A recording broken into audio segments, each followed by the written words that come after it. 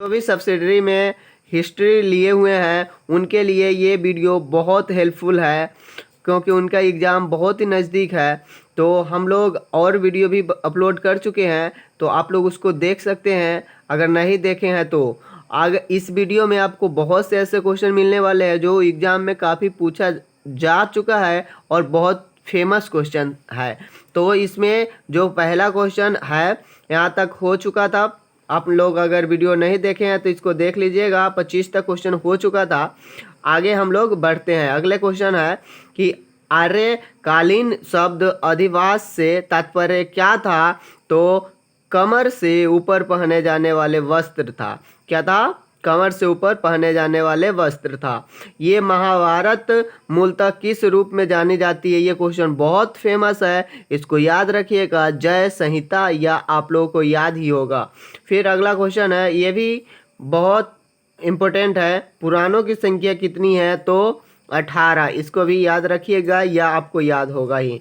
अगर याद है तो बहुत अच्छी बात है। ऋग्वेद की मूल लिपि थी, क्या थी? तो इसका है ब्राह्मी। क्या है? ब्राह्मी। अगला क्वेश्चन है कि निम्नलिखित वैदिक देवताओं में किसे उनका पुरोहित माना जाता है? तो माना जाता था, तो इसका है बी, यानी बृहस्पति को देवताओं का क्या कहा जाता है? पुरोहित।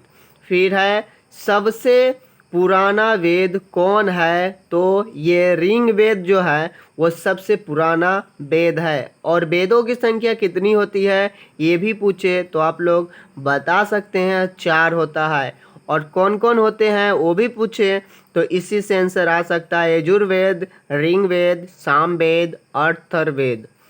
अर्थवेद। फिर अगला क्वेश्चन है, निम्न में से कौन सी स्मृति प्राचीनतम है? तो इसका आंसर है मनुस्मृति। कौन? मनुस्मृति। फिर अगला क्वेश्चन है आपका, किस वेद में सवा को नरिष्ट कहा गया है? तो अथर्ववेद में क्या कहा गया है? सवा को नरिष्ट कहा गया है। फिर अगला है, त्रयी नाम है किसका? तो तीनों वेदों का जो नाम है वो त्रयी है। क्या है? त्रयी। 3 से त्रयी याद रख लीजिएगा। फिर अगला है, यज्ञ संबंध ही विधि विधानों का पता चलता है, किससे चलता है?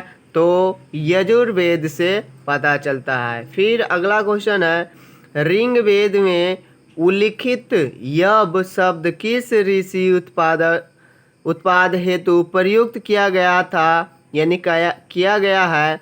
तो इसका है जौ। क्या है? जौ, यब शब्द से।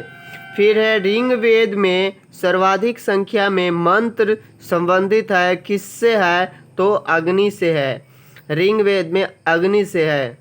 पूजा के मामले में अग्नि बहुत फेमस होते हैं, इसलिए ऋग्वेद में जो सबसे पुराने वेद है उसमें अग्नि का मंत्र संबंधित बहुत ज़्यादा है।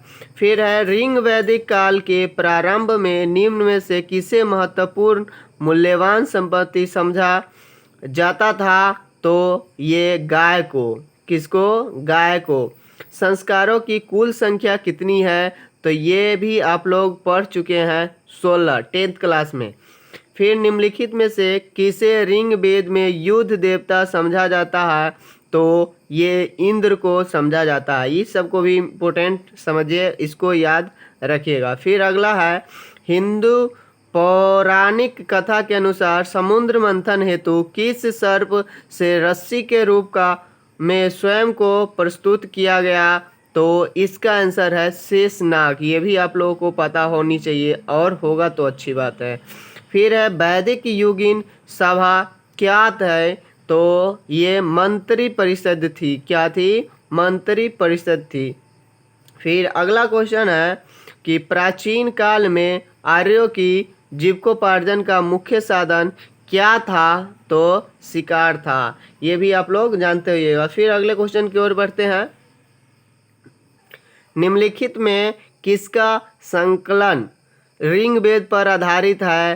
तो ये है सामवेद। कौन है? सामवेद। अगला है, उत्तर वैदिक काल माना जाता है कब से कब तक का?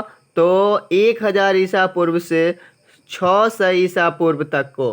फिर है शुल्ब सूत्र किस विषय से संबंधित है? तो ये ज्यामिति से है। किससे है? ज्यामिति से है। उपनिषदों की मुख्य विषय क्या थी? तो दर्शन। क्या थी? दर्शन। फिर है गायत्री मंत्र की रचना किसने की थी? तो इसका आंसर है विश्वामित्र जी ने। किसने की थी? विश्वामित्र ने। निम्नलिखित में से पूर्व वैदिक आर्यों का सर्वाधिक लोकप्रिय देवता कौन थे? तो इंद्र। कौन थे? इंद्र। फिर वैदिक काल में किस जानवर को अघण्य माना गया है? तो इसका है आंसर गाय। तो इस तरह से आप लोगों को 50 क्वेश्चन यहाँ तक हो जाते हैं क्लियर। फिर अगले वीडियो में हम लोग मिलेंगे क्योंकि वीडियो लेंदी हो जाएगी। और आप लोगों को एक बात बता दूं, अगर इस चैनल पर नए हैं आप लोग तो इसको सब्सक्राइब कर लीजिए। और जो इनको पता नहीं है या उसके पास बुक नहीं है उसके पास शेयर कर दीजिए, क्योंकि उनको भी कुछ सीखने को मिल जाए और कुछ अच्छा कर सके। तो फिर मिलते हैं अगले वीडियो में। Thank you for watching.